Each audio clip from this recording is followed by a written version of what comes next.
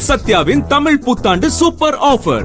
பெங்களூரு அருகே 80,000 இருக்கைகள் கொண்ட புதிய சர்வதேச கிரிக்கெட் ஸ்டேடியம் அமைக்க கர்நாடக அரசு டெண்டர் கோரியுள்ளது. பெங்களூருவில் உள்ள சின்னசாமி மைதானத்தில் கடந்த ஆண்டு ஏற்பட்ட கூட்ட நெரிசலில் 11 பேர் உயிரிழந்ததைத் தொடர்ந்து உலகத்தரம் வாய்ந்த புதிய கிரிக்கெட் ஸ்டேடியம் அமைக்க கர்நாடக அரசு முடிவு செய்தது. அதன்படி பெங்களூரு புறநகரில் அனேகல் பகுதியில் 75 ஏக்கர் பரப்பில் புதிய சர்வதேச கிரிக்கெட் ஸ்டேடியம் அமைக்க கர்நாடக அரசு டெண்டர் கோரியுள்ளது.